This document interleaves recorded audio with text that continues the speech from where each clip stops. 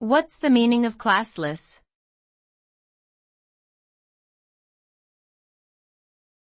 Classless.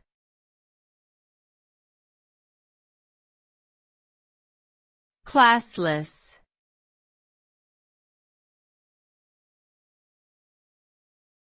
Classless.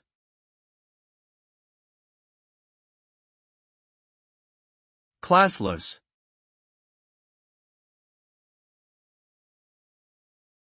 The term classless refers to a society or system in which there are no social classes or economic distinctions among its members, where everyone has equal access to resources and opportunities. This implies that there is no disparity in wealth, status, or power, and that everyone is treated fairly and with dignity. A classless society is often seen as an ideal of communism or socialism, as opposed to capitalist societies which tend to produce unequal distribution of wealth and resources. Achieving a truly classless society remains a goal for many political and social movements around the world.